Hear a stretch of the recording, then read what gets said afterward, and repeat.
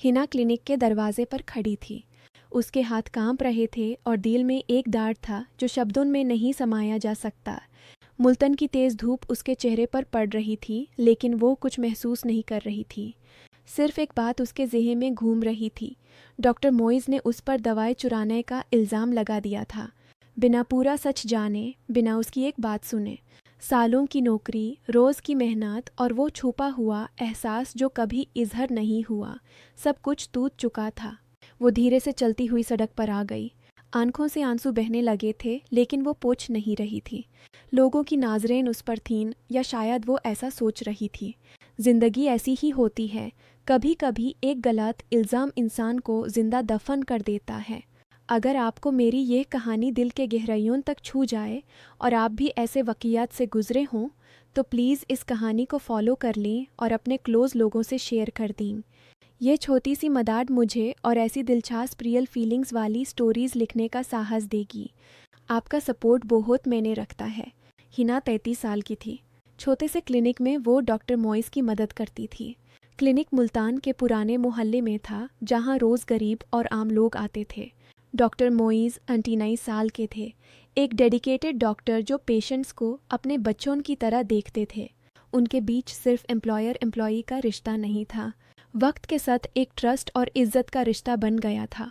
कभी कभी रात देर तक पेशेंट्स आते तो दोनों मिलकर उनका ख्याल रखते। हिना दवाइयाँ मैनेज करती, रिकॉर्ड्स अपडेट करती और पेशेंट से बातें करती। रोज़ सुबह क्लिनिक खुलते ही मुल्तान की गरम हवा में भी थोड़ी सी खुशी होती। हिना जल्दी जल्दी साफ़ करती, दवाइयों की शेल्फ्स ठीक करती। फिर पेशेंट्स आने लगते। एक बूढ़ी माँ रोज़ आती थी उसके बेटे के शुगर चेक के लिए। हिना उसको बैठाती और प्यार से कहती, आंटी आज थोड़ा पानी पी लीजिए, गर्मी बहुत है। डॉक्टर मोइज़ चेकअप करते और हिना को कहते, तुम्हारी वजह से ये लोग यहाँ आते हैं हिना, तुम उनको समझती हो। हिना शर्मा जाती। कभी कभी मोइज़ खुद ही उसके लिए चाय ला कर रखते। पियो, थक गई हो ना आज। ये छोटी छोटी बातें दिल को गहरी लगती थी। हिना विडो थी, 2 बच्चों की माँ। उसके शोहर ने कई साल पहले छोड़ दिया था। क्लिनिक उसके लिए सिर्फ जॉब नहीं, एक जगह थी जहाँ वो अपने आप को काम में भूल जाती। घर पर माँ बुजुर्ग थी और बच्चे स्कूल जाते थे। हिना रात को घर आकर उनको खाना खिलाती और सोचती, कल फिर क्लिनिक जाऊंगी, वहाँ सब ठीक है। एक दिन सुबह क्लिनिक खुलते ही मोइज़ ने कहा, हिना आज बहुत पेशेंट्स आने वाले हैं, तुम रेडी हो ना? हिना मुस्कुराई और बोली, हाँ डॉक्टर साहिब, सब ठीक है। उनकी बातें सिंपल होती थीं, लेकिन उनमें एक गहराई थी। मोइज़ का भी उससे उसके घर की पूछते, बच्चों का क्या हाल है, स्कूल या राह हाइन। हिना जवाब देती और दिल में सोचती कि ये डॉक्टर सिर्फ बॉस नहीं, एक ऐसा इंसान है जो उसकी परेशानी समझता है। दिन गुजारते गए। क्लिनिक में रोज़ नया वाक़या। एक बच्चा जो बहुत बीमार था। हिना ने उसके लिए पानी ला कर दिया और उसकी माँ को समझाया कि दवाई टाइम पर देना। मोइज़ ने देखा और कहा, तुम पेशेंट्स को बहुत प्यार से देखती हो। हिना शर्मा गई। अंदर से एक खुशी महसूस होती थी जब मोइज़ ऐसा कहते, लेकिन ये सब सिर्फ दिल तक ही रहता था, कोई इजहार नहीं। फिर वो दिन आया जो सब बदल देने वाला था। क्लिनिक के इन्वेंट्री चेक करते वक्त मेडिसिन्स की काउंट में फ़र्क निकला। कुछ इंपॉर्टेंट एंटीबायोटिक्स और पेन किलर्स मिसिंग था। स्टाफ में सिर्फ 3 लोग थे, मोइज़, हिना और एक क्लीनर। सबकी नज़र हिना पर गई क्योंकि वो दवाइयों की जिम्मेदारी संभालती थी। मोइज़ ने पहले तो चुपचाप पूछा, हिना क्या तुम्हें कुछ पता है इस बारे में? हिना हैरान थी। नहीं डॉक्टर साहिब, मैंने कुछ नहीं किया, सब ठीक से मैनेज किया था। लेकिन मोइज़ का चेहरा सख्त था। उन्होंने पूरा विश्वास नहीं किया। शायद स्ट्रेस की वजह से या क्लिनिक की रेपुटेशन का ख्याल करते हुए उन्होंने जल्दी फैसला कर लिया, मैं पुलिस को इन्फॉर्म कर रहा हूँ, इस वक्त तक तुम घर जा सकती हो। ये अल्फाज हिना के दिल पर तीर की तरह लगे। वो क्लिनिक से निकल आई। घर पहुंचकर उसने दरवाज़ा बैंड किया और रो पड़ी। उसके माँ बाप बहुत बुजुर्ग थे। उन्होंने पूछा क्या हुआ। जब हिना ने बताया तो उनका चेहरा उतर गया। बेटा, लोग क्या कहेंगे? हमारे मोहल्ले में सब जानते हैं कि तुम क्लिनिक में काम करती हो। सोशल स्टेन शुरू हो गया था। अली सुबह ही मोहल्ले के लोगों में बात फैल गई, हिना ने दवाइयाँ चुराई हैं, पुलिस केस बैन गया है। हिना के बच्चों के स्कूल में भी बातें होने लगी। उसके बड़ा बेटा उससे पूछता, अम्मी, आपने कुछ गलत किया है क्या? हिना का दिल टूट जाता। वो कहती, नहीं बेटा, मैं बेकसूर हूँ। लेकिन दुनिया ऐसा नहीं मानती। हिना की ज़िंदगी बदल गई। वो घर में बैठी रहती। जब ढूंढने निकली तो हर जगह पिछले रिकॉर्ड की बात होती। पुलिस केस है ना? सॉरी, हम नहीं रख सकते। हर इनकार उसके अंदर की शर्म को बढ़ाता। रातों को वो सोती नहीं थी। सोचती रहती कि कैसे मॉइज़ ने इतना जल्दी फैसला कर लिया। उनका ट्रस्ट इतना कमज़ोर था। वो इमोशनल अंडरटोन जो था वो भी टूट गया था। मॉइज़ के साथ गुजारे वक्त याद आते। उनकी मुस्कुराहट, उनकी केयर, सब ख़त्म। महीने गुजार गए। हिना घर के छोटे से काम करती, कपड़े सिलती, बच्चों को पढ़ाती। लेकिन अंदर से वो खुद को दोषी महसूस करती। सोशल स्टैंड ने उसकी इज्जत छीन ली थी। लोग नाजरें झुका कर बात करते। कोई उसके घर आता नहीं। फैमिली के रिश्तेदार दूर हो गए। चोरी का इल्ज़ाम, भला कौन अपना रिश्ता करेगा? हिना मार्केट जाती तो औरतें विस्पर करती, वही है ना जिसके अगेंस्ट केस था। उसके पैर रुक जाते और वो जल्दी से घर वापस आ जाती। घर पर भी माँ कहती, बेटा बाहर मत निकलो, लोगों की ज़ुबान तेज़ है। हिना रात को तकिए में मुंह छुपा कर रोती। सोचती, मैंने तो सिर्फ मेहनत की थी। कैसे एक इल्ज़ाम ने सब कुछ बर्बाद कर दिया। उसके बच्चे भी स्कूल से आकर चुप रहते। उनकी आंखों में भी शर्म थी जो हिना को और दुखती थी। इधर क्लिनिक में भी सब बदल गया था। डॉक्टर मोइज़ रोज़ सुबह आते और हिना की जगह खाली देखते। पेशेंट्स पूछते, हिना बाजी कहाँ है? वो तो हमारी बातें सुनती थी और दवाई सही टाइम पर देती थी।